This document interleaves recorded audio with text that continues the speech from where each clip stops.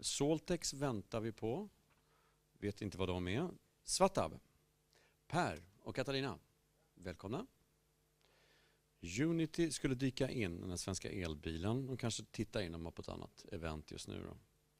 Vatti, Gustav. Där är du, ja. Och sen så är vi ett gäng från Electricity förstås. Och det är Allan, vår grundare. Vi har Rickard bakom dig. Vi har Lennart där bakom. Vi har Ann-Sofie, vår ordförande. Och sen så är det jag, Jörgen. Så nu är väl alla här, va? Känner vi oss hemma med varandra. Vi kör om med schemat lite. Jag är förkyld, by the way, så det är därför jag låter lite sådär taskig. Men Robin får börja då, eftersom du skulle springa iväg. Välkommen. Tack så mycket.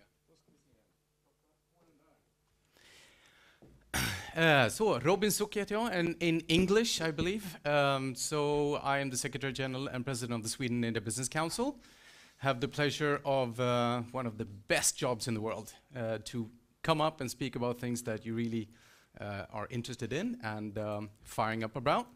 So I'm just going to give you a brief interest, I would say, and trigger you a little bit to see what how it is to do business in India and what to think about. But just briefly, you of course know Arti. She's been with you quite a lot, I believe. And what we do is actually, we're not a chamber of commerce, we're not a trade council, we are a business council, meaning affärsråd in Swedish. So we are actually more focused on people, and we do advise in form of roundtables where we dig deeper into different topics, where we actually convey then different messages.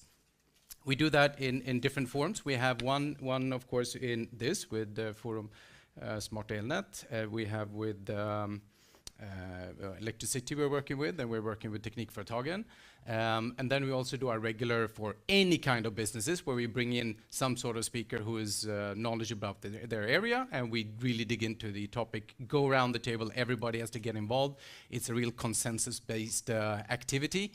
And then we also work with the Swedish large CEOs and chairmen to make them understand a little bit better on what's going on in India and keep them updated, and that we do for the Wallenberg Foundation. So we keep busy, and we travel to India all the time. I think that is one of the first things to do. If you have to do business with India, see what you can do to travel there as much as you can and get to know people. So if we start just briefly and go through some of these 10 steps. Yes, India is a continent, no doubt, but there's also a lot of similarities. The best thing of thinking about India is like you do in Europe. You don't attack Europe as one market. You attack usually if it's Norway, or if it's Denmark, or if it's Germany, France, you do it one by one. Same with India. You don't have to go to India all at once. You can start with Maharashtra probably, or wherever you're starting in for a delegation where you have best contacts. So, because in one state, just Maharashtra, 150 million people, Uttar Pradesh, 220 million people. So obviously, the numbers are staggering. But it also mean that your local market, even if it's 1% of that market, is larger probably than the Swedish market. So there's a huge amount of variables and I think factors to consider when you look at India. The industrial banana is usually talked about, and that goes from the north of India and on the west coast down to the south, and that's where most of the industry lies. So it could be an interest to look also where their states are more progressive, where they have better tender offers, where they work in a more structured way through government. And now there's a huge competition going on in India, of course, between the states, so some try to be better than others, which is good. So do consider India as a continent, but attack, just like you would in Europe. Also one thing, the business vertical, obviously. We are very used to having everything, I wouldn't say served on a platter, but it's more organized, obviously, here. So when you come to India, there could be so many big organizations from the federal to the local level where you can do coordination work. And that is something I think which you'll be aware of during the course of both today and later on as well, where you can actually draw upon networks in the federal level to get stuff done on the local level, and vice versa sometimes, actually, depending on the people. The relationship building, lots of as I mentioned, is critical. One quick example, when there are Indian businessmen and women coming to Sweden, then what we have traditionally done is, if they're guests, we traditionally just lead them to a hotel and stay there and say, see you tomorrow. And we're going to be left alone, because it's very Swedish to be left alone. We are very happy being in the hotel alone and do our own thing. But it's not very Indian to do that. So I think it's better to actually just Go out with them, have dinner, and even invite home if you can. That is not at all Swedish to invite your coworkers at home. We don't do that at all. At my wedding, I think I had one coworker out of 150 people who I know who were at my wedding. So, but it's different. So keep it a little bit on, because they will invite you home the first time you come there. And don't say no. Go and bring some small gifts. Always sweets or flowers always works. The ecosystem in any business is important. And here it's not, it's already, like we mentioned, the federal and the local level, but it's also the entire value chain, which may be different. And it could be from one company to 10 companies through well, one larger company which has the entire value chain. We looked at example for the large company Scania. They were working with SME companies as well to see how they can create a value chain to create renewable energy. And it goes up and down. It's a big process and it's going to take a lot of time. But that is one area where I can actually look at there are no organized value chains usually if you have new technology. So you have to be very aware on where you target first, where there's not too much lead time where you target. Etiquette, yes, is important. One thing in Sweden which we're extremely good at, and that is to be polite in the Swedish language. It is tack, snälla, kan jag få be att få, grädde och mos på, please. Det är a lot of those nice words. But when we switch to English, it seems like we just forget all of those words. Thank you, please, may I, can I? They just disappear. And this is not, it's a generalization, but it happens a lot. So I think if you just remember that it's really important to do that as well in English, you'll go very far. Because otherwise, sometimes we hear that they say, no, Swedes are quite rude, when they talk. No, it's not that, it's just lack of, the translation purposes. But otherwise, they're very happy to be able to do business in Sweden because we do speak English. But, and then of course there are other etiquette. There are a lot of different etiquette issues which you will find funny as well. One thing on the Indian side, usually you can have meetings with some high secretary, even ministers, and they'll sit with 2-3 mobile phones and the TV in the background. So that may be because they want to show importance. It could be a big status thing. But it's also a thing when we're just in a smaller meeting and people sit with a mobile phone. It could be that usually in India, you don't sit like in Sweden. When you have a dialogue, you have an eye contact. And it shows interest, that you're interested in the topic and that you're following the conversation. But in India, it doesn't know. Eye contact can be aggression. Not real aggression, but it's not polite.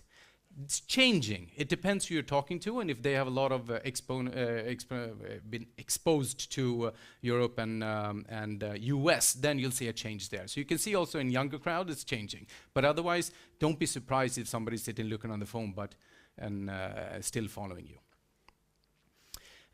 English is, of course, I just took that, no, English is the common language, and you'll get very far with it. But sometimes, especially if you work in entire 3 cities, and even tier 2 cities, which are maybe 1 million people in, like Stockholm, that kind of cities, which is small there, there may be lack of English. So you have to be prepared to actually create those networks where you have contact with people who can actually help you on the ground. And many times, the better you can understand that, and that's where language actually comes into play quite importantly. The more you can understand that part and take that help, the better they will see you doing your homework. So it's a very good thing, obviously, on the other side. I think it's pretty much the same all around the world, but it becomes very clear in India. Yeah, so, and remember, when you give your pitch is based, it's a cultural thing, right? So your pitch is based on your background, your education, how you are brought up, how you have learned your English, and where you get your images and everything. Everything is from your point of view.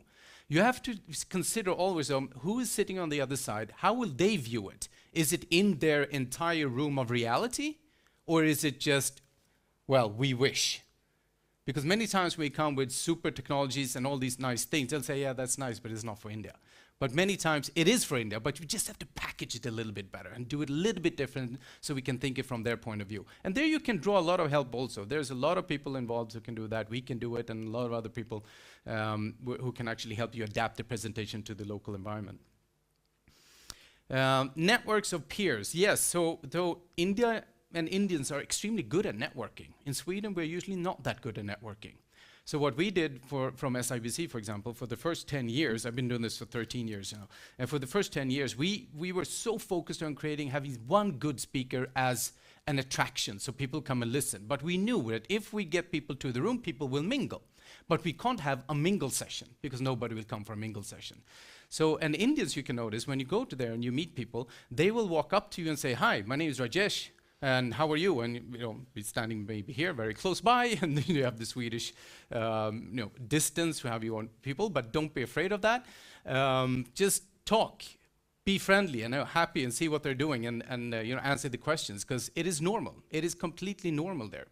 It's usually we in the Nordics. I'm not sure how Norwegians and Danish are, but I would say in Sweden we lack that a little bit of being a little bit more aggressive on creating networks and talking to people, because there's an amount of information. Just think like that, the amount of information you get by talking to people.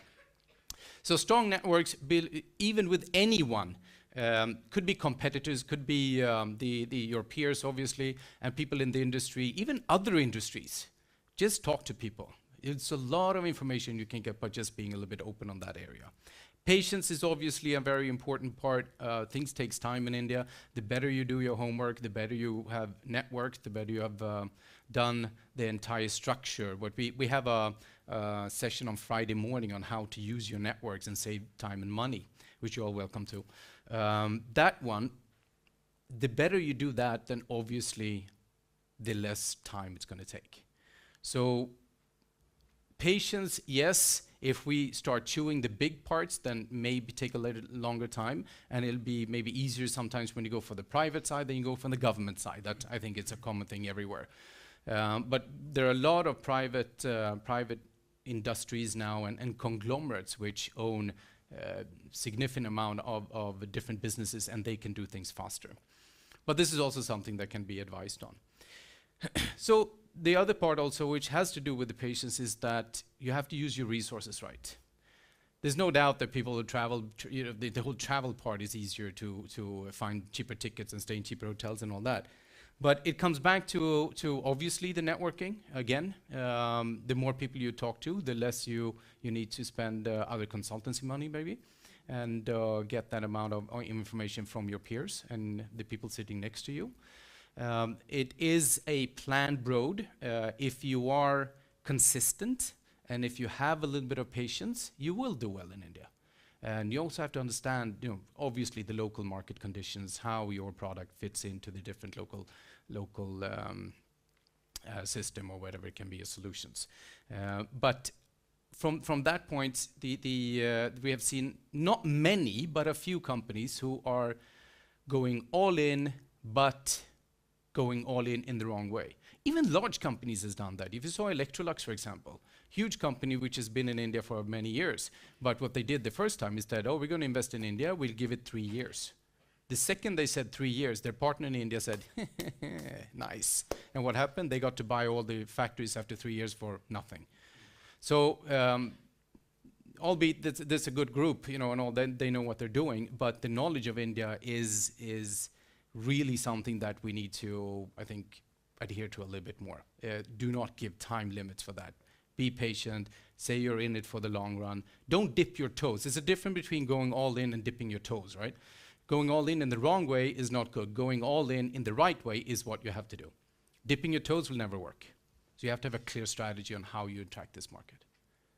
I hope you get a little bit of a interest from that point of view. Yeah? Any quick question? Okay.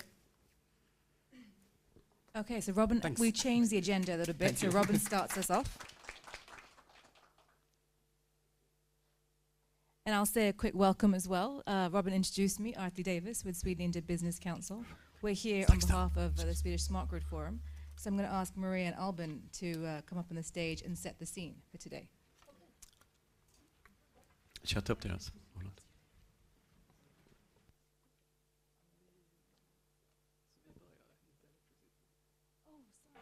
Actually, sorry, I'm actually going to change that. Jürgen is going to start. Electricity, exactly. Sorry about that.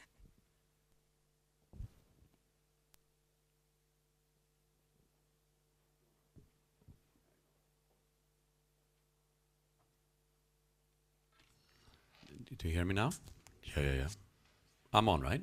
Yeah. So welcome to Hammarby Sjöstad. Going to tell you a little bit about electricity and what we're up to.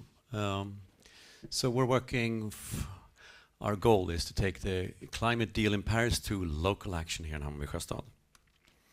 And some facts. Hammarby Sjöstad is the first major investment that Stockholm took in sustainable urban development. It's about 2 square kilometer district. Construction began in 2000, and it became the first green city in Europe in 2010. So Hammarby Sjöstad 1.0 is a city project. It's a top-down process to build a new city district. And the mayor, when they built this, said it's got to be twice as good as anything built before. So that was the goal. And they also invented a new horizontal planning process, which we now call eco-governance. So it used to be a very run-down, industrial, shady area. And what we're doing now in Hammarby Sjöstad 2.0 is a citizen project. So it's a bottom-up process, testing a new process of what we call innovation governance. And this is what they actually came up with then, Hammarby-modellen. And it's basically taking care of your waste that turns into district heating. Water is also coming back as district heating, and then food waste is coming back as biogas for our stoves and cars and buses and so forth. And this is another example then, which we're, I guess, most famous for. The garbage shuttle, or what should we call it? Garbage chute. What would you call it in English? Waste chute. Yeah, something like that. So basically, put our garbage in these garbage chutes, and then it goes away 70 kilometers to a place where it's collected, and then it's turned into energy and biogas and so forth. So the transport target has been reached. 80% of us are going by trams, buses, carpools, and bikes for sustainable transport. But the energy target has not been reached. So this graph shows you it should have been double as good. So everything above this line here, 100, is not good at all. And that's what we're trying to aim for, getting the energy consumption below 100 kilowatt hours per square meter a year. And that's how this initiative started. And it started at Alan's kitchen table, 2011. And now I guess we're about 10 to 11 people working on this, 3.5 full-time with our projects. It's still under construction. This house is being built over here right now. And it's basically, it's state-of-the-art buildings, very low energy consumption. And today we're 20,000 people, and we'll be 30,000 within 5 or 10 years from now. So what's the secret behind the success of Hammarby Sjöstad? Well, we usually say that's the policy, the strong political commitment by the mayor of Stockholm, twice as good. And we have the planning, where everybody had to sit down around a table, city planners, property developers, etc. And then the management, of course, taking care of all our resources. So Hammarby Sjöstad 2.0, what are we doing now? We're adding smart and sustainable solutions to our mix, and we're doing it through electrification and digitalization. And here's a couple of, well, actually, again, it's a citizen initiative. It's to renew city. And we do that in cooperation with residents, housing associations, companies, and academia. And basically, we're a test bed for energy, transportation, and sharing economy. And this is what we're up to. This is a graph from Naturvårdsverket, translating the deal. What we want to do is to put the goal set in Paris to a local 2030 goal, which is very ambitious, of course, but somebody's got to lead the way. And since we're double as good, we might as well take that hat. And this graph is something that's personal for all of you. I mean, we're here right now in Sweden. 7 tons carbon dioxide per person in a year. And we need to go down to 1.5 ton in order to meet the deal. So that's something that we're working on practically every day. How do we solve that? So one of our initiatives is Energy at Home. And we are a test bed for a lot of energy projects then. And there's about 40 housing associations today that are involved in climate actions, and 15 of them have made big investments. We just heard in April that they had invested about 50 million Swedish crowns in heat pumps and what have you to meet this. And it wouldn't have been possible without this man, Willy Ossiansson, our guru. He's the foremost energy expert in Sweden, as a matter of fact. And he has carried out something that we call eco drives in Sweden. And eco drives is basically him going through a building from the basement to the roof and coming up with a written suggestions on what to do and not to do. And here's our big invention. Charlie. He's an energy manager. And this is something that we requested from the very beginning, because we have to have somebody to deal with in the housing associations and the boards. And he is now the energy manager of his housing association. So these people, they come regularly for meetings here in this place, about 3 to 4 times a year. And we're showing them what to do, or bring in experts and so forth. But also, they can say what they have done, right? Because the neighbor, what he's doing, that's what you listen to.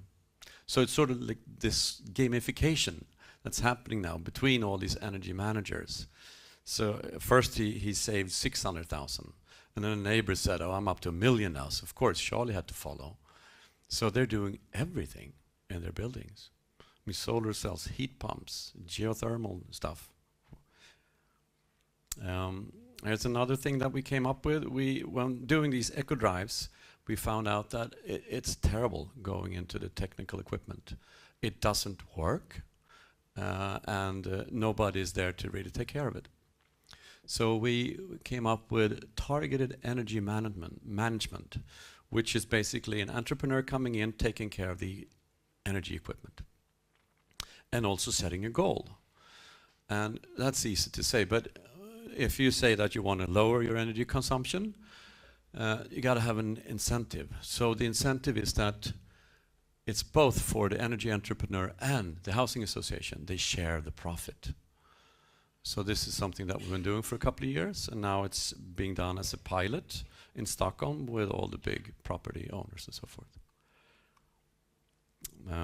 The building's own energy. We have a lot of energy saved in our buildings. I mean, they are like a battery in itself, especially on a day like this. So we're using that by taking the temperature on the inside as well as the outside. It's called thermal energy, and that's another thing we're running here in Hammarby Sjöstad. And you can save about 20% of your energy bill, which is a lot. Everything we do is actually has to do with sharing economy, delningsekonomi. We say that life is better together, because you can be very alone. I live in the smallest BRF in Hammarby Sjöstad. And of course, my housing association, my board there they don't want to do these big investments because they're a bit afraid and we don't have enough money. But if we're doing it together, and now we have a project, we're doing it, 14 BRFs are doing it together, then it's a different story, because then we get the benefit from a big company. So we're doing it together in this strategic partnering project, where we're doing that right now, and we're aiming for at least 30 million in investment. And I think we're going to exceed that by far, as a matter of fact.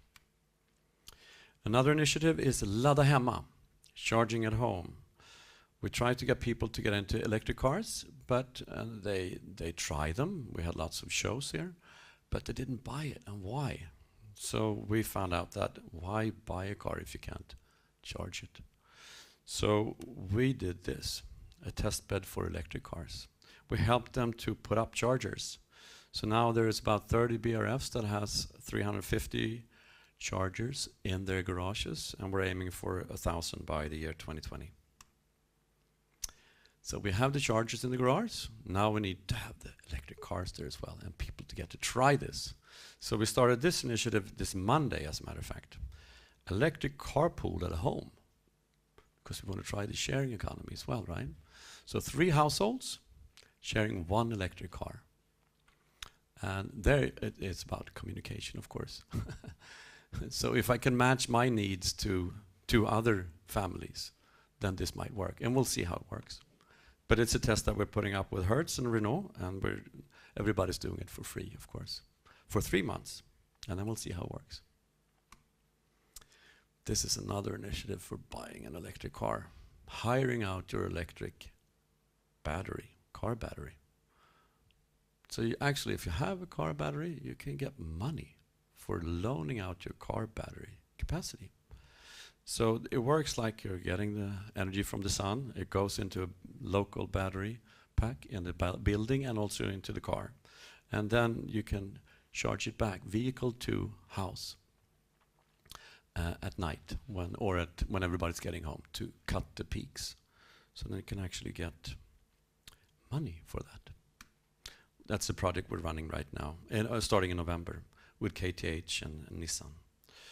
Sjöstaden is a testbed for Internet of Things. It's a testbed for energy, transport, recycling, and air. And we're also doing it right now with a network of water sensors to prevent water leaks and so forth. Sjöstaden, Sharing Cities is another project. It's a national innovation project that's been running now in Stockholm, Göteborg, Malmö, and Umeå. And we're developing existing and new enterprises and building. It's a digital platform for sharing goods and services. It will run for 3 years. Test new things. Here is a project that we're doing with KTH, trying to find out the energy system of tomorrow. How will our energy system change when we can produce our own energy, and how should the present energy system be adapted to new realities? Tough question. All the big energy companies are in on this one, of course, and house property owners as well. So where to store the energy? That's the big question here. And how much do we get paid when we sell our energy? So, Hammarby Sjöstad as an export and business platform. The guy in the middle there, Xi Jinping, was here in 2010, then as a vice president. And he went home and said, go to Hammarby Sjöstad. So we've had 1 delegation a week since then. And, we initiated Smart City Sweden. That opened up last May. It's run by EVL. And I think they've had 2,700 visitors over the last year or something. And we're being part of that as well. And then now, Matchmaking Hammarby Sjöstad, which was something we did last year now, meetings between startups and some of you and other companies for Swedish corporations within energy, construction, transportation, and we're trying to do that international this year with China and India. And here are members. All right, thank you so much. Thank you very much. While Maria and Albin get set up, I just wanted to make a comment that we brought the Ministry of Power delegation to Electricity from India about 3 weeks ago. And this 2.0 model is something that has inspired them and something they'd like to replicate very closely. India might not understand Agenda 2030 as much as they understand saving money. So when they see this model and they see the investment saved, that's actually a model they want to replicate. With that, I will hand over the Swedish Smart Grid Forum. So. Oh. Thank you very much. Thank you, Jörgen. Thank you. It's gone, but I'm here, so yeah. No, it's there. Now it's there. Okay, hello, I'm Maria Sandqvist. I'm the director of Swedish Smart Grid Forum. We are a forum that are appointed by the government to enhance smart grid in Sweden and internationally. So for the international work, we've made up a strategy from research to internationalization, which was a clear task from the government as they appointed us to do that. When I say we are appointed to enhance development and implementation of smart grid, it goes both from Sweden and also internationally, as you understand. So we also have a strategy on how to increase flexibility on the electricity market in Sweden, where smart grid is crucial for that. Many people would ask us, what is smart grid? What do you mean by smart grid? We have sort of refrained from defining it. I tried when I came into this position with different definitions. It always created a discussion. It could prolong forever, and we would never have a conclusion. So what we did in the forum was we talk about the benefit of smart grid. And there are many, and you know that, who works with it every day. But it's about the stability in the grid. It's about shift load, which means that you can increase capacity without such heavy investment as copper or traditional technology. It's about the digitalization of the grid and electricity system. It's about robust and stable integration of renewables. So many more things. So this is what we try to do, and also when we go internationally, we talk about the benefits and what Sweden do have for competences and what we can provide in this. So that's important for us. The forum, as I said, we are appointed by the government. They decided they wanted this forum. We have a steering group. There are industry, authorities, and this means that we nationally can partner with different partners within the steering group. But as you can see today, we also partner with actors like electricity, which is very important to us, and we are very happy about that cooperation. We also partner with SIBC for the work in India, which we think also very happy, because the forum, of course, we cannot do this all alone. This is something we need to do together and set up common goals to what we want. Sweden is a small country, so we need this to understand and to go forward. The chair of our steering group is the Minister of Coordination and Energy, Mr. Ibrahim Baylan. So we are part of the governmental offices, but we also have a certain freedom to act in this. And we are part of the Swedish export strategy, which means that we have a clear mandate and a task to work with promotion of export for Sweden within the area of smart grid. But as I said, it's very difficult to define smart grid. It's very broad, which means that we do cooperate also in the different actors within the electricity system. And if we see a connection, then we do work together. So we try rather to be open than closed in this. This day is part of our work to increase export on key markets, and especially India. I would say it's not a surprise that India is one of the key markets for us as a promoter of export, and also in smart grid. There is a huge market. And that, I think, is one of our challenges, that it is such a huge market. So that's why I'm so happy to cooperate with you, SIBC, with electricity that can help us better understand. And as you will hear today, we also partner with different actors in India that help us understand these huge markets. We also cooperate with some international organizations, and I want to mention ISCAN, which is International Smart Grid Action Network, and that is an initiative of the International Energy Agency. This gives us a global network in the area, which is very good for us. As an example, this May this year, you might have heard of, and some of you I know, like E.ON were part of it. We had seminars, 3-day seminars on market design, when we had Clean Energy Ministerial 9 and Mission Innovation, where we had different partners from all over the world discussing these important issues. Because we found that market design is crucial to get the new technology out on the market, to get the framework right. So, having said that, I say welcome to you, and we're here to learn about India. Maybe also, at least for me, to learn about you and your needs. And with that, I'll leave it to Albin to give us some more information.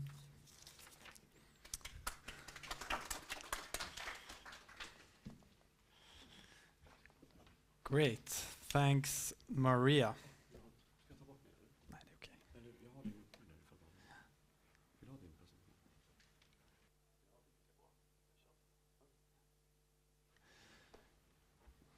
All right. So yeah, great. So first of all, my name is Albin Kalén. I work with internationalization at the Swedish Smart Grid Forum, and I'm responsible for the activities that we run towards our focus markets.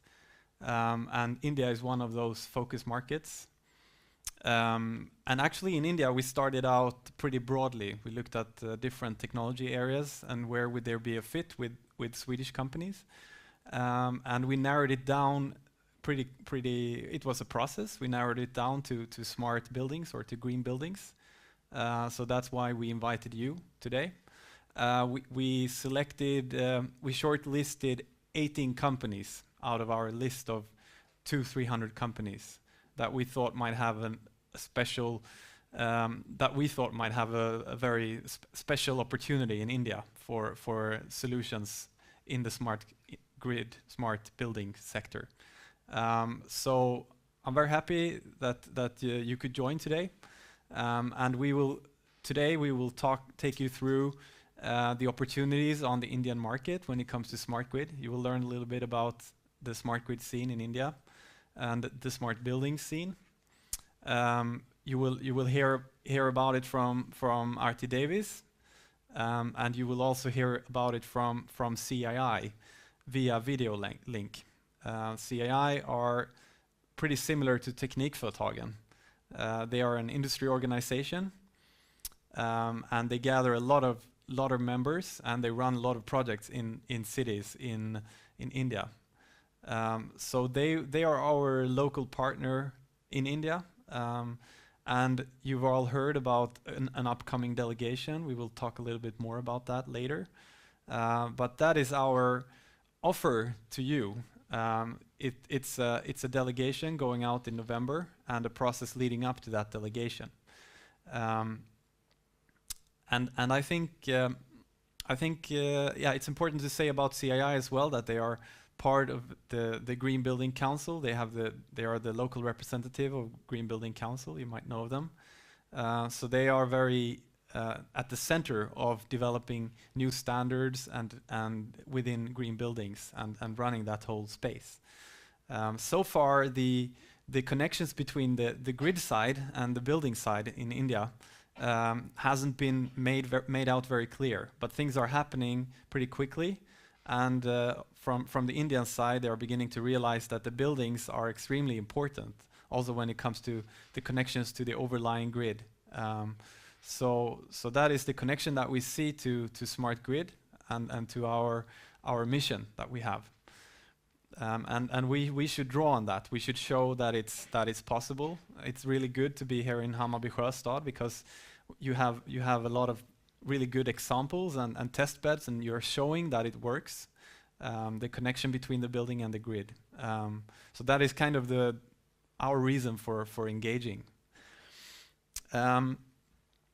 So I will take you through the delegation next, at the end, I should say.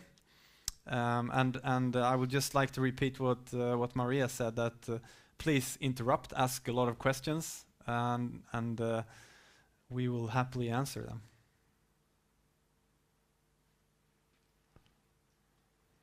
This is what, yeah, great. Yeah. Thank you very much.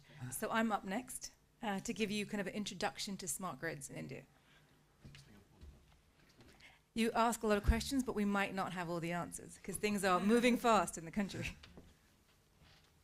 So you want your show.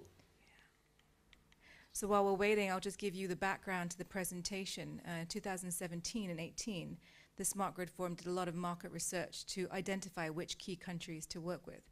SIBC was their country strategy partner, and all the information I give you today you can find on the Smart Grid Forum website, actually, in the form of country strategy reports based on roundtables we've had in India and in Sweden, first-person interviews that we've had with companies, and also public information that's available from the ministries. Okay. So I'll start with giving you a kind of a snapshot of the continent that Robin mentioned. You've got 1.2 billion people, 29 states, 7 union territories, different governments, 69 cities with more than 1 million people. Now, you might have heard that by 2050, India will have 70% of its population in cities. As of 2012, 70% of those cities were not yet built. In terms of internet and digitization, 520 million internet subscribers as of July 2017. In July 2017, a State of the Internet report was put out.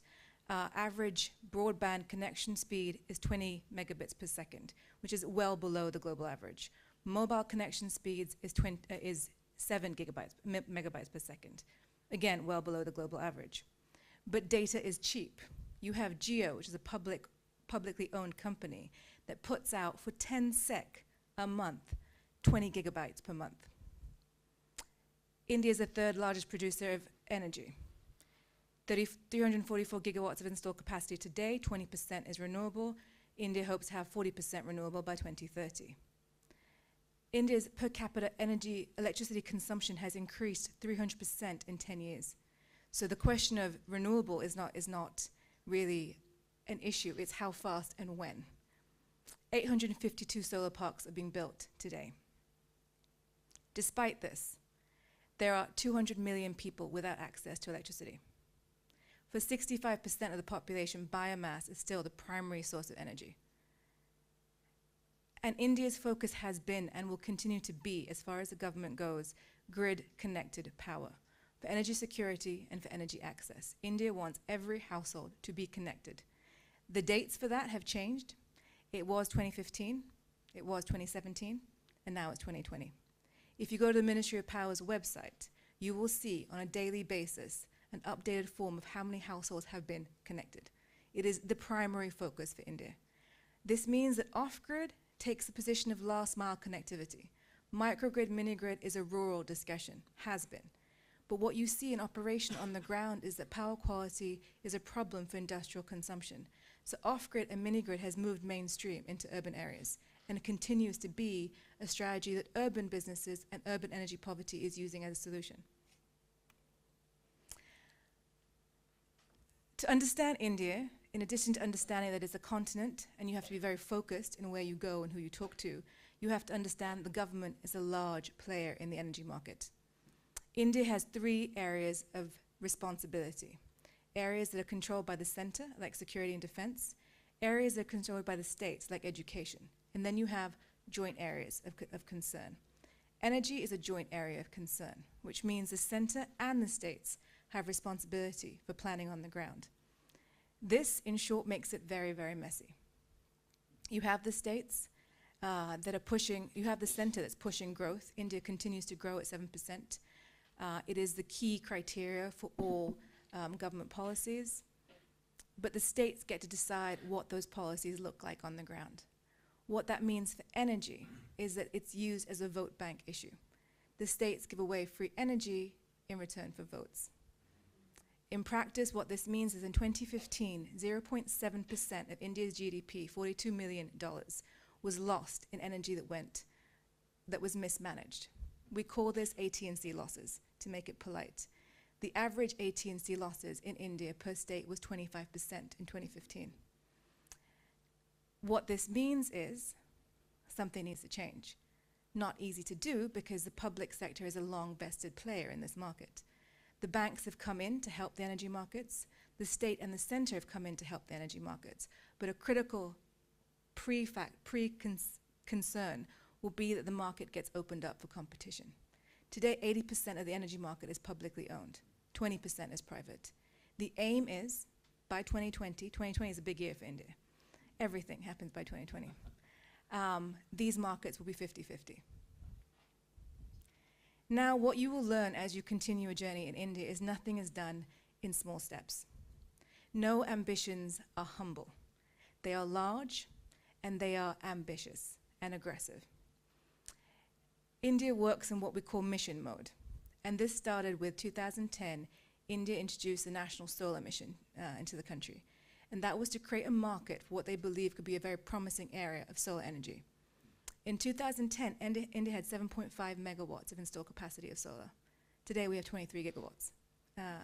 What this means is the market needs to be facilitated, and the government will focus on pushing growth through domestic manufacturing and domestic supply and domestic development.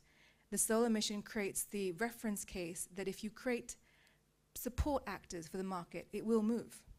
And India focuses on supporting pilots, but pushing commercial viability. For smart grids, this is no different.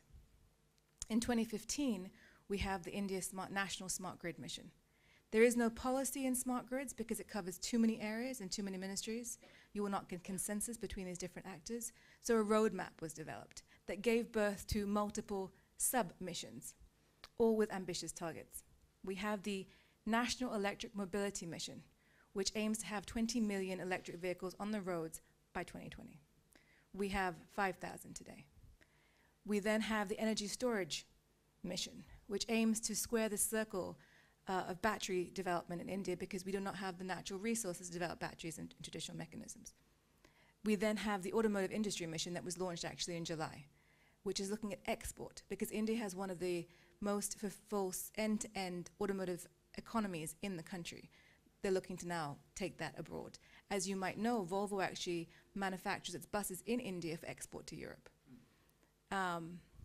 Robin and Albin and Maria have touched upon this. We come to smart cities and the problems of jurisdiction. The National Smart Grid Mission is grid-focused. The National Smart Grid Mission is growth-focused. The National Smart Grid Mission does not take into account local infrastructure, that is buildings, that is municipalities, that's urban infrastructure within cities. That comes down to the Smart Cities mission, and there's ambitious targets there as well. The problem is the two don't speak to each other. There is a lot of overlap in smart grid targets that speak to smart cities, but you will not see a document that makes the connection between the two. The Forum has taken that bold decision to create that connection, and that's why you're here today, because smart buildings will help create a dialogue between the smart grid and the smart city. Anne-Sophie is here as Electricity, but she's also Technique for Targan, who is running the smart grid platform between India and Sweden as well, of which smart city platform, of which smart grid is a part.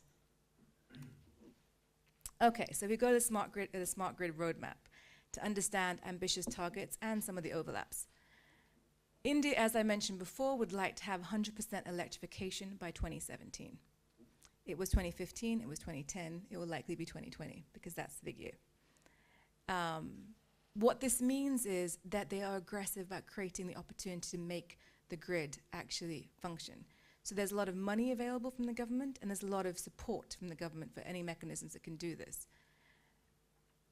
As I mentioned before, because of the lack of management in terms of financial accounting at the state level, India will not rock the boat. They will actually take steps in trying not to upset vested actors. So they will not try and tell people how to do their jobs differently, but they will introduce smart meters. And that allows you to account for supply and consumption and create a very polite way of saying, you don't use this and give your friends something we can't pay for. We have a smart grid rollout, again, by 2020, that I'll come to in a while. Microgrids is important.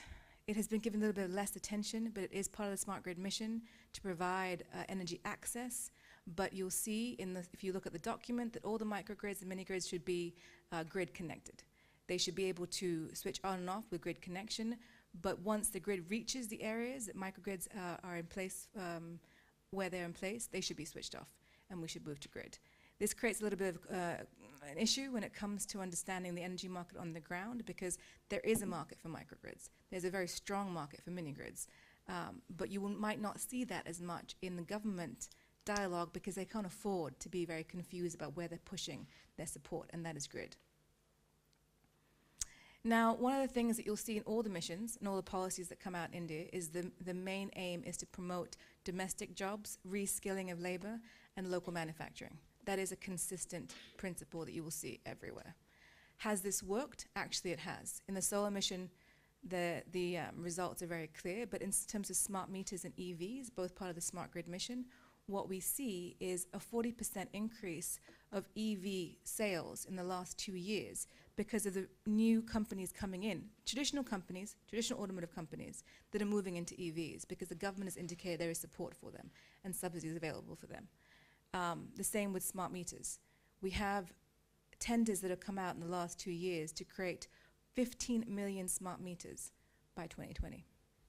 We have also tenders that have come out by the government for 500,000 EVs by 2019. These tenders have all been met and matched by local companies. Now, in terms of microgrids and mini-grids, it's an unregulated area. And that's an opportunity, but also a challenge. It's an opportunity if you're in India and you know where to go and how to move. The companies that have made microgrids big business are listed here. OMC is Swedish, and they have taken over the mini-grid market in India because they have a business model that works, and they're using telecom towers as their anchor base for their clients. So what this really shows you is that the government will give private sector signals, and these signals are to be trusted, and the private sector listens and responds. What does it mean for SMEs from Sweden to India?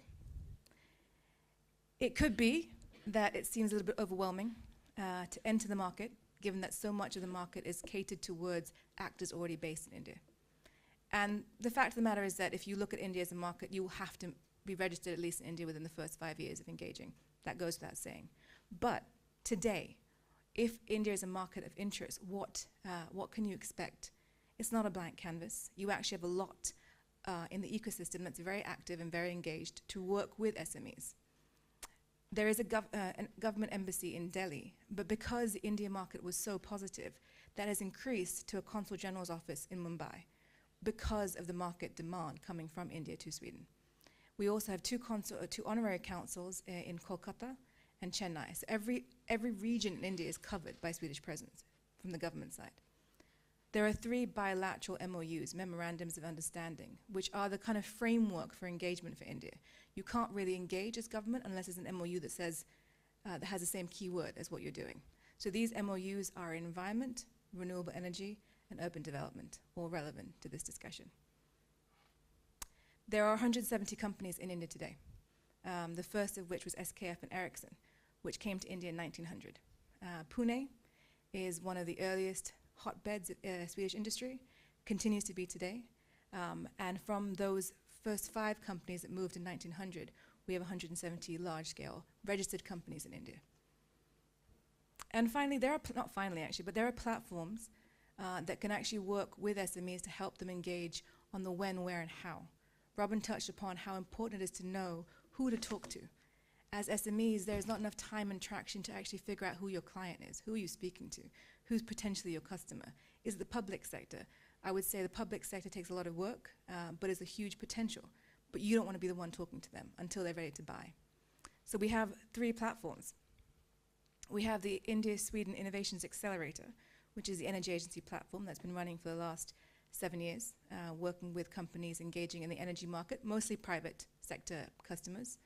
We have the Smart City Sweden India group, which Technique for Target heads, which works with looking at public sector clients, because smart cities in India is largely a public sector domain, and looking at where we can engage and find actors there to actually take up customer solutions.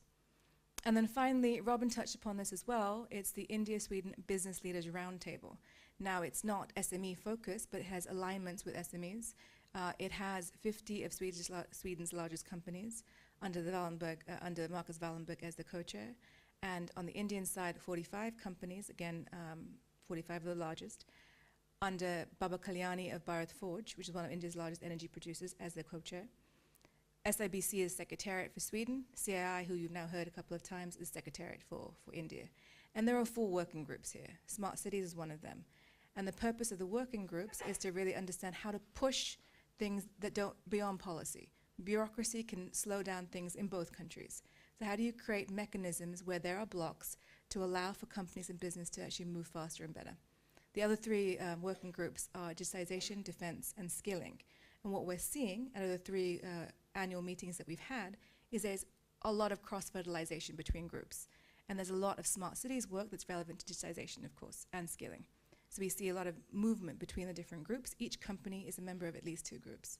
And of course, the annual meetings on the Indian side is overseen by the Prime Minister. The most important question, if you ask me, is where is the money? It's all great to talk about SMEs engaging and market development, but there is a need for finance. I would say there is an answer to that question, but if Albin and Maria want to come in, there could be a lot more that could be done in this area, and Anne-Sophie as well. Prime Minister Modi was here in May 2018, at which time a joint innovation partnership was signed between India and Sweden for 50 million SEK. Energy is one of the areas that have been included in that list of engaging activities to engage with. Vinnova will be kind of the operating partner for that facility here. There is a process of clarity being developed right now between India and Sweden to understand what this will look like and where this money will go, but it is here for energy-related questions. We also have Swedfund, which has partnership finance.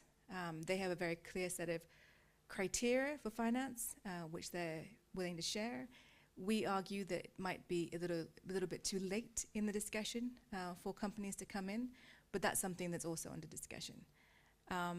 Again, in May 2018, when Modi was here, SEK committed $2 billion for energy in India and smart cities. They will travel to India now in November to understand how to disperse this money and where to go. And smart cities is an area that is huge in its breadth, so smart grids is part of that discussion. I want to end as a follow-up to Robin's quick tips.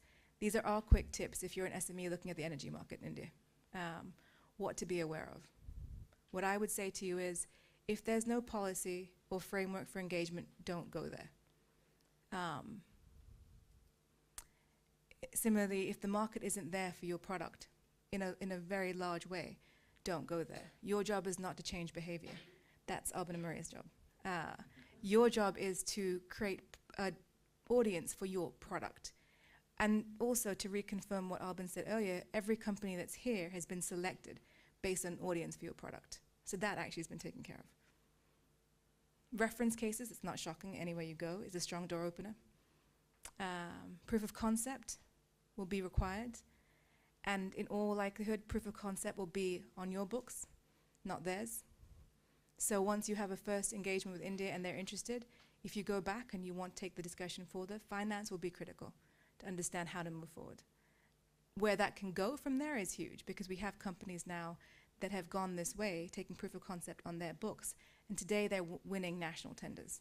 So is everything possible? Absolutely. Registering in India is required. If you're looking to do business in India, more so today than 5 years ago, you will need to register in India. Of course, that will also makes you more competitive automatically if you're registered in the country. That can be with a JV, with a joint partner. That can be through representatives. Business Sweden, you should be aware of, also takes representation as one of their tasks, with you based in Sweden. But when it comes to product development, there is no way, in a long-term way, of making sense of doing business in India that you can keep manufacturing outside of India. You will have to manufacture in India because tenders cannot be won otherwise. And India pushes that. And in every mission that they've had, manufacturing has to be local. For that reason, identify local partners as soon as you can. There's a lot of bureaucracy in India. You need to have translation mechanisms that help you understand that bureaucracy. You will not be able to guess that way through yourself. Absolutely not. And finally, again, what Robin said, but tweaking it a little bit, Bharat is a name for India in Hindi. Build for Bharat. Take their assumptions into play. Don't assume anything on your part.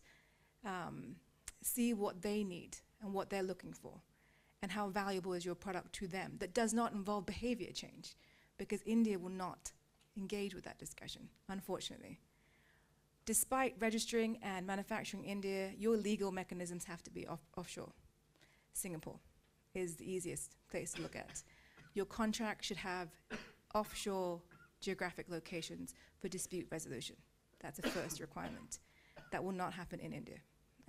That's to your benefit, because if you leave the legal requirements to India, you might get caught up in a little bit of a loss-making scenario. I'm going to end with that, but again, that's a link to the Smart Grid Forum and where you can find all this information. And of course, we're all available for any questions.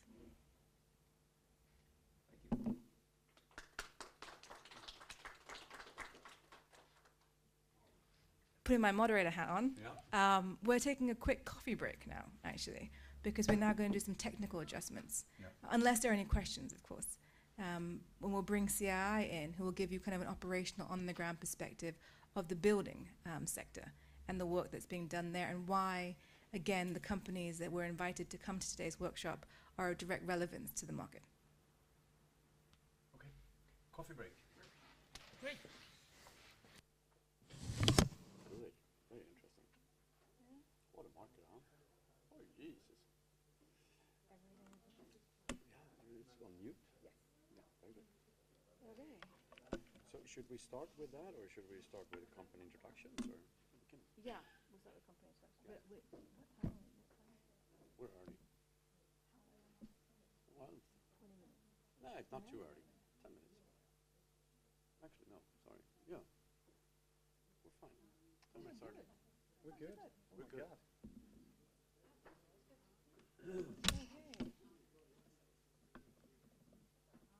Okay. So, I will connect. Should I call him?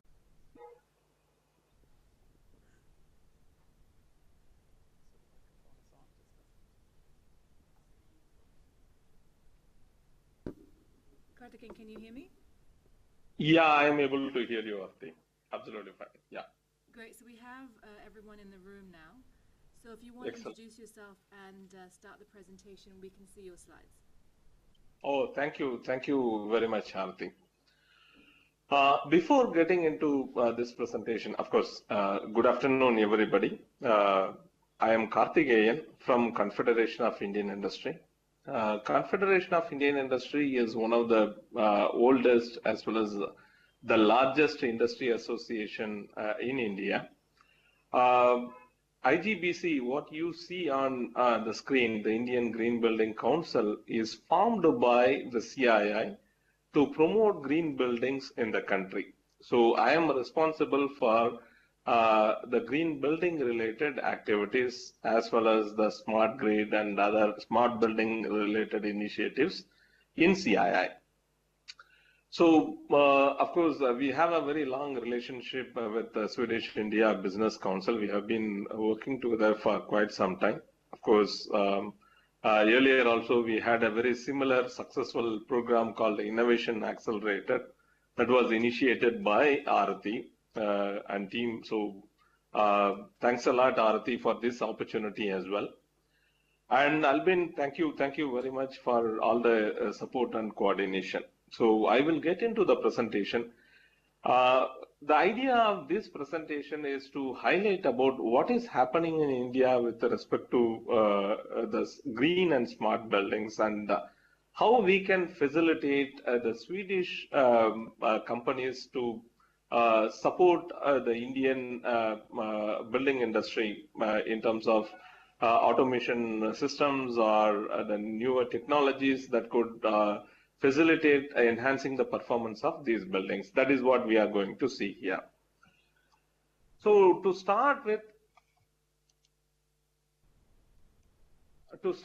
yes, we initiated the green building movement in India. In fact, before even start working on promoting the green building movement in India, we thought we should first practice what is green. So we ourselves built our own building, the Green Business Center in Hyderabad as a green building. And from this building, we started promoting the green building concepts. So variety of buildings across the country, they started adopting the green building concepts. Say it is a commercial building or residential building or infrastructure projects, including like, the metro stations, airports, the railway stations, they all started adopting the green building concepts. In fact, the government of various state governments of India, they started supporting the green building movement. They started incentivizing the developers to adopt the green building concept. So what we started with only about, say, 20,000 square feet in the year 2001, 2002 from our own building, as on date, we stand at about, say, 4,750 building projects with a footprint of about 6.3 billion square feet, which is supposed to be the second largest footprint in the world. And we have our own target, and this includes a variety of projects related to the green cities also. I will talk about that little later. We have large campuses adopting the green building concepts. We have the cities as a whole getting into implementation of green concepts, etc. So from the Indian Green Building Council point of view, we have set a very tall target of achieving about 10 billion square feet by the year 2022. That means in another 4 years, we would be in a position to achieve about 10 billion target. We are quite confident in achieving this target, mainly because the lead indicators are very positive. In the last 1 year itself, there were about 1 billion square feet of building. They started adopting the green building concepts. So we are confident that yes, achieving 10 billion square feet should not be a major issue by the year 2022. The important aspect here is these buildings are not only simple green buildings, they are also becoming smart. The smart and green, they go hand in hand. So there is a need for a lot of technologies and products to support this aspiration of the buildings. So just to give you an idea, when we started working on this green building products and technologies in the year 2001, 2002, obviously there were no products and technologies in India to support our initiative. In fact, we had to import almost all the products and technologies which will support the green building concept. But as on today, we facilitated many of the technology transfer from various advanced countries, and we also helped our own product manufacturers to develop products and technologies to suit the green building requirement. In fact, looking at about, say, 10 billion square feet of the green building projects that are expected to come in the next 4 years, our potential estimation is close to about, say, $300 billion US. So in terms of Indian rupees, close to about 18 lakh crores. But we are looking at the market potential for the products and the technologies is close to about $300 billion US with respect to these green buildings. So the idea here is there is the growth is significant. So there is a need for a lot of technologies and products that need to support the green building movement. So we are working with a variety of various advanced countries also in terms of facilitating the technology transfer, helping those companies to come and establish business in India, etc. So this is a new initiative which has been taken up jointly by CII and Swedish India Business Council. We are thinking of facilitation of the implementation of smart grid and green building concepts, obviously to develop green and smart cities in India. So there are a few objectives that have been identified, and then we are trying to work on those objectives. Basically, what we are trying to do is there is a need for creating awareness and capacity building amongst the relevant stakeholders at a city level in India. Then we will also work with the Swedish India Business Council and identify the products and technologies which are available in Sweden and that are suitable for Indian buildings, and then facilitate the kind of technology transfer from Sweden to India through the business-to-business interactions, as well as business-to-consumer interactions, etc. And once there are certain technologies established here, we are able to demonstrate the benefits, some kind of piloting has been done, then we will, from CII point of view, we will take it up a promotion of these technologies for replication in a large-scale basis. That is the overall idea of this initiative. Just to highlight how these cities are going green, because these were the major opportunities in India. The government of India also is taking many initiatives to make the cities smart. There are new initiatives related to smart cities. There is something called Amrut cities, which is also talking about bringing in, making the city smart, making the city green, etc. We are very closely working with the government of India. It is not only about smart, yes, we need to incorporate green concept in these cities as well.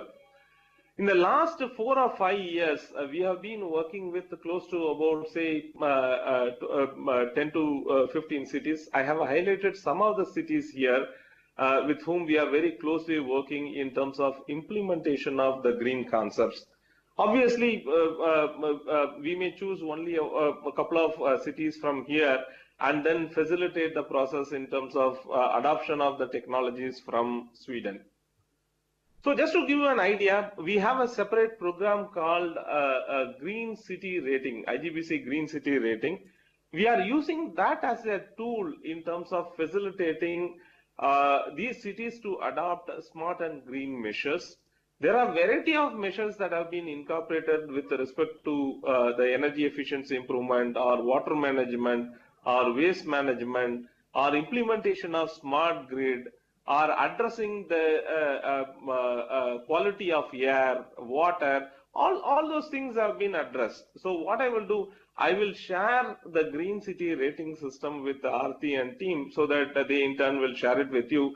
So one of the major focus area is related to addressing the technological solutions for enhancing for basically the services in this city as well as the quality of life of the people living in these cities. So that is what we are trying to do as part of the IGBC Green City Rating Program. All those cities, what you have seen in the previous slide, they are all adopting these rating system and then working on this. Now, what we are our approach for the implementation here is, one is at a city level. We are working on making the city as a whole smart and green, and then incorporating smart grid solutions, etc. But it doesn't happen at a city level independently. So the individual components of the city, basically various types of building, they need to be made ready for the smart grid solutions. So we need to work at the individual building level, make them ready. It could be a school, it could be a commercial building, it could be a residential complex, or it could be a office building, or it could be any other government building. So these buildings need to be made ready for adoption of the smart grid solutions. And then we need to work with the distribution companies in India to implement the smart grid solutions. So I have been telling this to Aarti and team right from the beginning. Yes, if you ask me, okay, what is the level of smart grid technology in India? It is still in very, very nascent stage. One way of looking at is, yes, the opportunities are very high. Yes, the smart grid could be implemented in a very big way. On the other hand, there are the atmosphere need to be created in the sense the infrastructure as well as the end users should be made ready to adopt the smart grid solutions as well. So our idea is to look at in two different aspects. One is make the end users ready for smart grid application, and then work with the DISCOMs and then bring in the smart grid solutions so that overall they are able to fully integrate these two. So this is what I have been talking about in the earlier slide. The approach is to involve all the stakeholders, including the city authorities, the distribution companies who are responsible for implementing the smart grid solutions, and work with the building developers, builders, the facility managers to make their own buildings ready for adopting the smart grid. So in this process, obviously, the green buildings and the green city projects, they can facilitate this process in a much easier way. We have been working with all these stakeholders for a quite long time. We have been helping them in implementing the smart technologies as well. So we would be able to identify their requirement from Swedish industry point of view and then facilitate the process. So once we make these buildings ready for the smart grid, then we can also work with the distribution companies and implement the smart grid solutions. That is the kind of approach we thought that would work in India. So from the focus area point of view, if you look at, yes, we would be focusing on the energy related aspects in various buildings, the various other resources including water, etc. And then smart grid, renewable energy. These would be the focus areas as part of the project. So this is the proposed methodology. We have deliberated a lot, and then we said we will have a kind of step-by-step approach in terms of facilitating the overall process. The way we work is, yes, obviously we involve all the stakeholders. So we propose that we will form a steering committee. We will identify about 2 cities. In fact, we have already proposed some 2 cities to the Swedish India Business Council. We will work with them and we will form a steering committee, because this steering committee always responsible for the success of the project. And the steering committee will involve all the key stakeholders, usually the decision makers. From the industry point of view, we will involve the key decision makers, the heads of the DISCOM units, as well as large developers, builders, the decision makers we will involve as part of the steering committee. And this steering committee will strategize in terms of what we need to do for implementation of these Swedish technologies for making this city smart and green. The second step would be obviously identification of Swedish technologies. In fact, we have been already started interacting who are the technology players available. Many of you are already shared the details. In fact, most of you are relevant for enhancing the performance of the smart and green cities in India, as well as the buildings. So we will identify the companies who can come to India and then work on implementation of these technologies. In terms of then what we will do in terms of facilitation of transfer, we thought we will do a kind of awareness creation and capacity building session with the local stakeholders in India. We will organize the workshops wherein the Swedish companies can come and present about their technologies and then talk about what kind of capabilities you have, and then how you can support the Indian developers and builders, as well as the city officials, etc. So during the process, we will also organize the business-to-business meeting as well as business-to-consumer interactions. We are more of a facilitator. We can bring in the end users for you who can buy the technologies for implementation in their facilities. And we can also identify the business-to-business partners in India. See, for an example, a company based in Sweden, if you feel it would be difficult for you to offer the service in India on a continuous basis, if you are looking for a business partner in India, that also we will be able to help. We can identify a company which is already working in this area, who have got similar capacities, and probably we can facilitate the interaction. Ultimately, the business-to-business interaction need to happen at your level, and then you need to take it forward. We are more of a facilitators.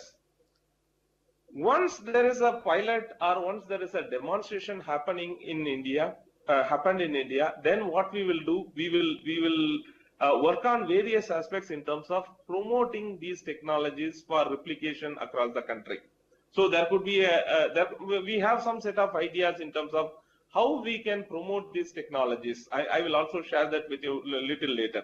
So there could be a line of business that could be created if the technology implementation becomes successful on pilot basis. So as far as the activities are concerned, our understanding is the project we can look at for minimum of 2 years to start with, and probably it could be extended based on the success of the project. In fact, a very similar program, what we had started about, say, 6-7 years before, called Innovation Accelerator, we thought it would happen only for 2 years. So I think it is happening for the 6th year or 7th year right now. So during the year 1, as I said, we will form the steering committee, and then we will identify 2 cities, and each city will have a steering committee. We will have a meeting with them and then understand what are the kind of requirement they have. Simultaneously, we will also study the Swedish technologies and shortlist at least about, say, 5 to 8 technology suppliers who are interested in India, who are willing to come and do the business here. And then we will organize awareness program in each of these cities. So one awareness program where you can come here in India and then talk about your technologies. And during the awareness program, I mean, at the end of the awareness program, we will also carry out the facilitation of the business-to-business interaction as well as the business-to-consumer interaction, basically the end user for you. And obviously, ultimately, the business we can facilitate the process. Once there is an opportunity, we can further follow up and then help you in implementation also. So then we will also facilitate the interaction with the steering committee members, because these are the very key people who are the leaders in industry in that particular city. So there could be additional opportunities when you interact with the steering committee members also. Our target is at least about 2 buyers for each of the Swedish companies. 2 buyers or including a partner, we would facilitate. That is the kind of idea we have. So once, Kathy, and sorry, yeah. I'm going to jump in there. I think that's a really good way to close the discussion with that last point, 2 potential buyers for each company. We'll go to year 2, I think, a little bit later, because Albin and Maria will summarize the offer after this discussion as well. But I wanted to give a chance for any of the companies, if they had any questions to you while you're still with us, about A, CII, B, the process in India, or maybe some of the content questions about the building sector specifically, in terms of what CII is working with. Is that okay? Yeah. Okay, so I'm going to hand the microphone to anyone that might have questions, and hopefully you'll be able to hear them. 1 second. Yeah, please.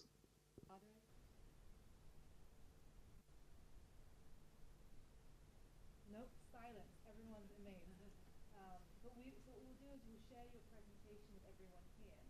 And like Karthikeyan mentioned, there is a kind of a filtering process back and forth with the technologies that have been shortlisted and the steering committees that he's putting together in the selected cities that the delegation will go to in November. So I think with that we can say thank you so much, and we see you in November.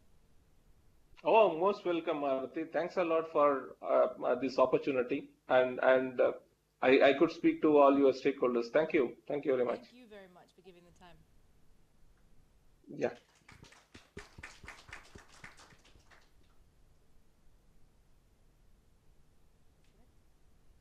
Yeah.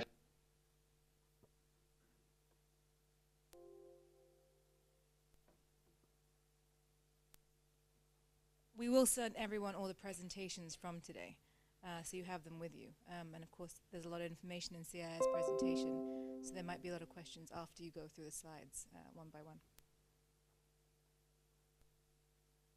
So we should switch presentation, right?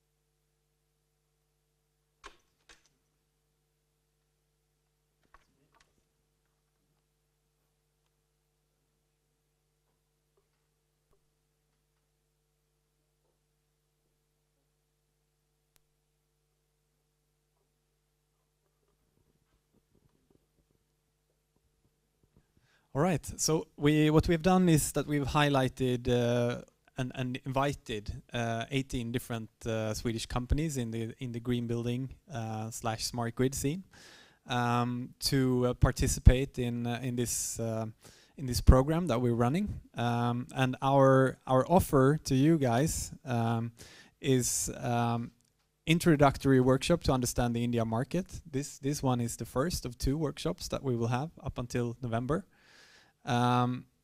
Then we will from the government, we will take your traveling costs to India, your costs while you're in India, and of course your costs for coming home again. We think that's fair.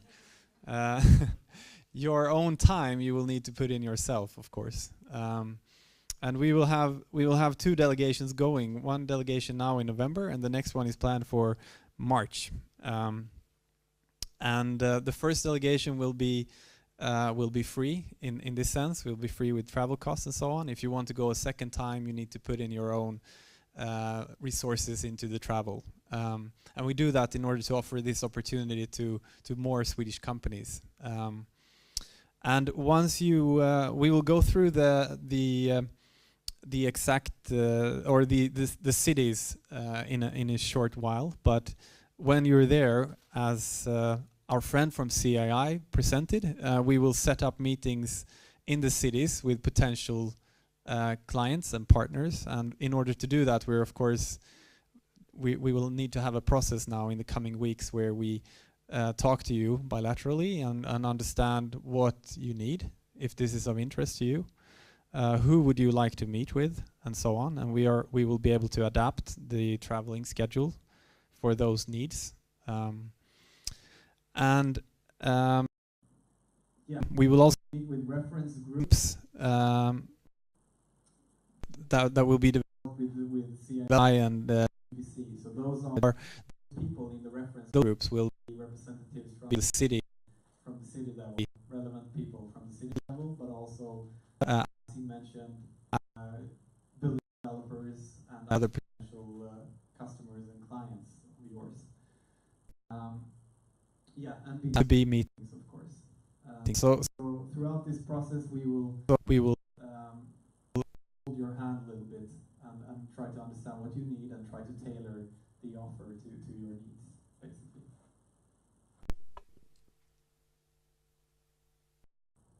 So this is the preliminary agenda. On November 25th, we will arrive to the first city. I'll just take you through, just to give you a context of where the cities are. Dholera city is an industrial city, a new township in India. It's being built on the back of the Smart Cities initiative coming up in India. So everything is greenfield largely, with a lot of investment behind it. So the challenges you would normally face with regular public sector officials, you should not face here. This is why CII selected this.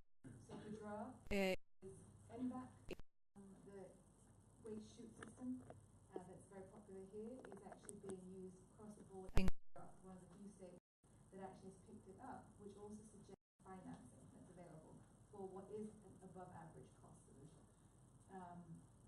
We will arrive on Sunday evening to Dholera, which is in Gujarat, so via Ahmedabad.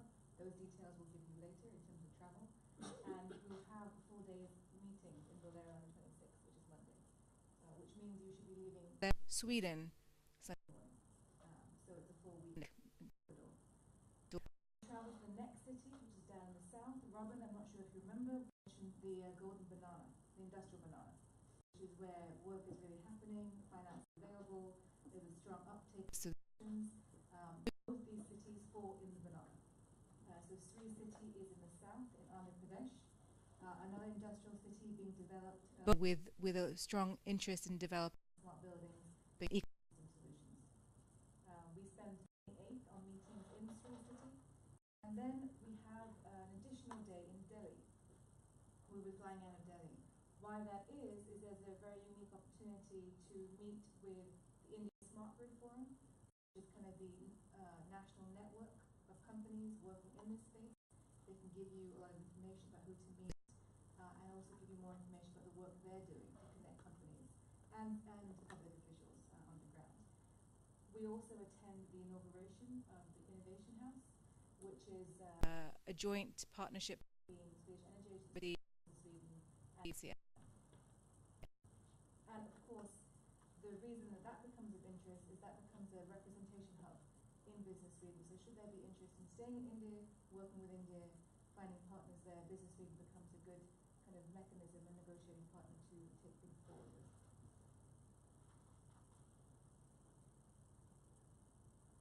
Great. And so I mentioned the process, and this is the process that what will happen next.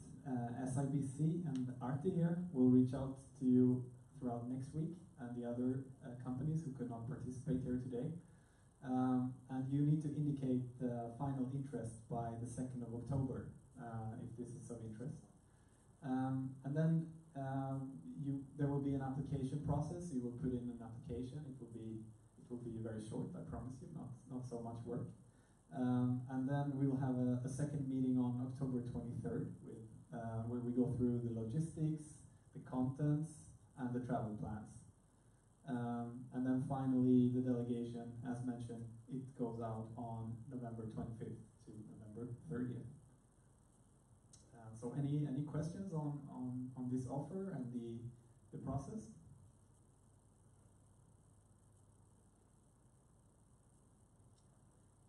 If you don't have a opportunity to leave in November, is it the same set in March?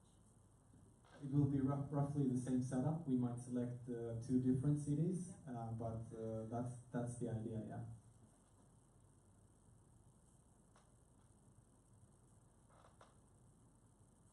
So great. I think what we'll do now is now that you've heard all of this, we'll have a short round of sort of introductions about what you do as a company, and how maybe how this sounds as well to you. So I think I'll start with you, Troy, from Lix. Yes, of course. No slides. So my name is Trude Holmqvist. Can you hear me? Yeah. Oh, great. So I'm working on digitizing the last mechanical strongholds in buildings. That's the fuse box to start with. So fuses in general has been mechanical now for more than 150 years. So that's our initial target area. In parallel, we're also working on a new, totally new generation of inverter technologies. So whenever you need to go from AC to DC or vice versa, we intend to have a big impact. So in essence, we only have a short one, or? Yeah, sure. Okay, otherwise I can continue for quite a No, just like it's perfect. Okay, so that's my background. So more or less, our major implementation areas are energy, mobility, so vehicles in general, everywhere where you encounter electricity. So just to put you on the spot a little bit, do you have like any initial reaction to what you heard here today? I think it sounds great. I usually react anyway. I think it sounds great. For me, it's more a question about timing, to be honest. When the timing is right in India for us, it's for several reasons, as I told you, a target market. If it's today or if it's next year, that's the big question for us. Great, thanks. So I'm Gustav, and I work with business development at Votti. We're a company that develop software analytics for energy data. So we detect unique power patterns that each appliance generates in the house, and gives end users a tool to make smarter decisions around how they use energy. And we're kind of in a phase where we're approaching our first iteration of the product. Main focus right now is on the European markets, but we get some inbound leads from developing markets like India. So we're here to just learn about this market and try to see if there is interesting things to do. Timing for us is also a matter here, and might be a bit too early, but we're taking the first steps. Great. Thanks a lot.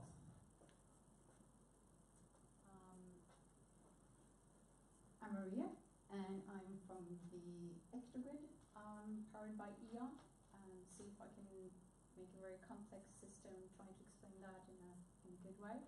It's the most efficient energy system for both heating and cooling, and because it only contains 2 parts, and they're plastic.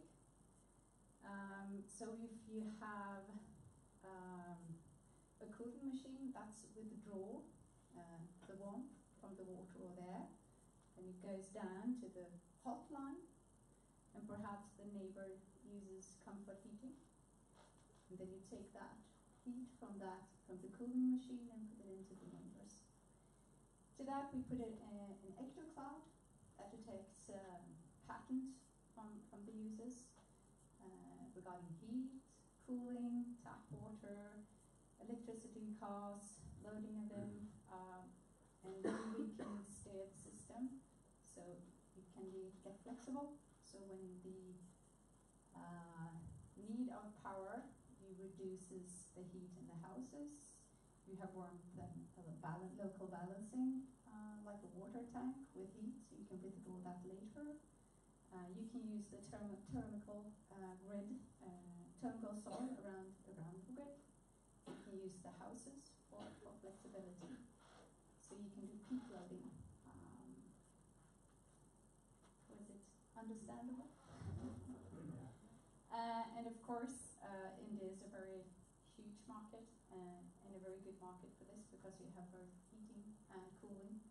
And if you can use that cluster and you can go down with, it's cheaper to build because it's plastic pipes.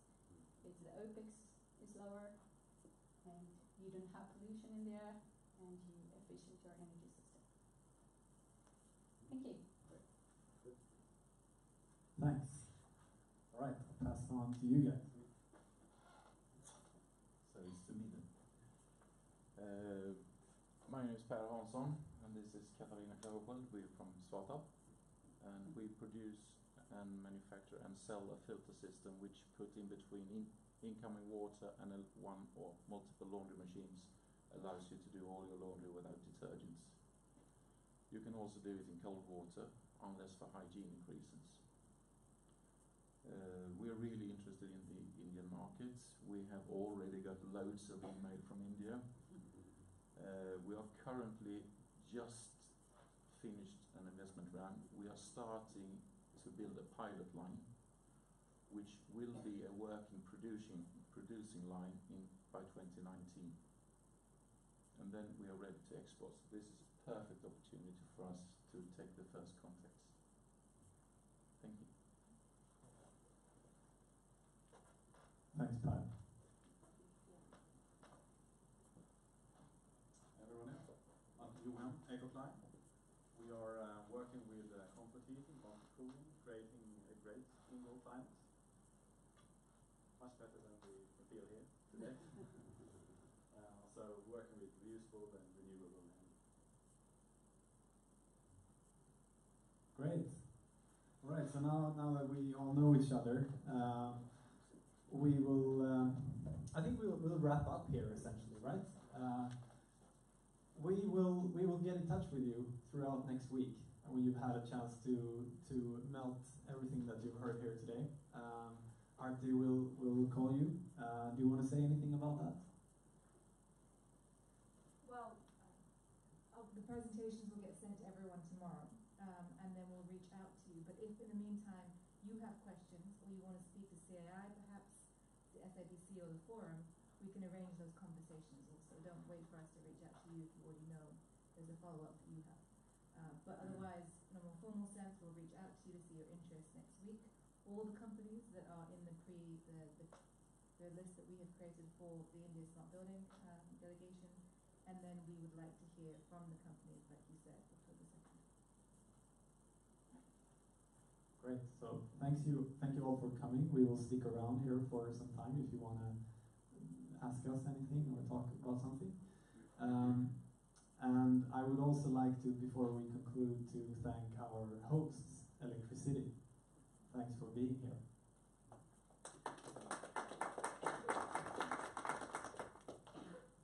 All right.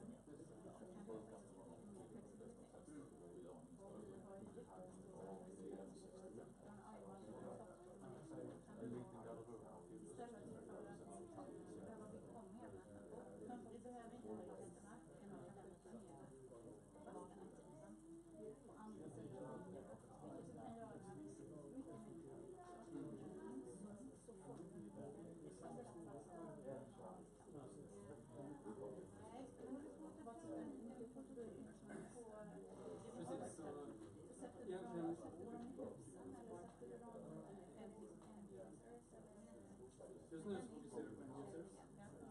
Vi börjar med att göra business perspective. Sen vi får börja med att genomföra företag. Infrastruktur trots allt. Lite samma teknologi som biljärnkänning.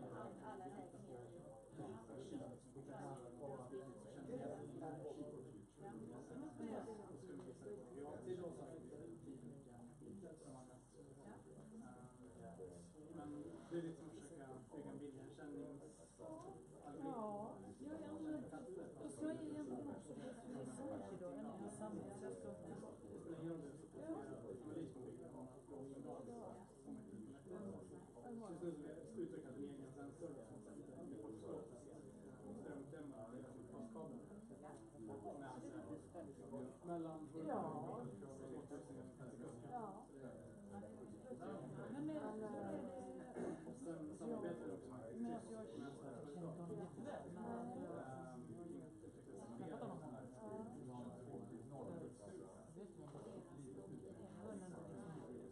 jag jobbade så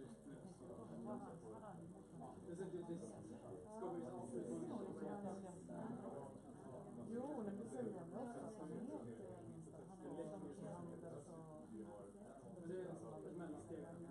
men också att man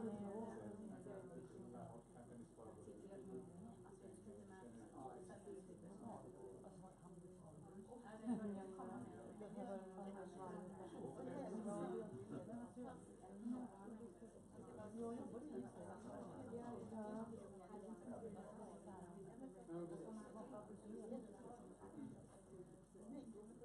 jag tänker att det var det liksom han bara det är mer lugnare. Jaha, men när vi jämför men det är förändringsvindar var det alltid två personer på kort så det är hon som var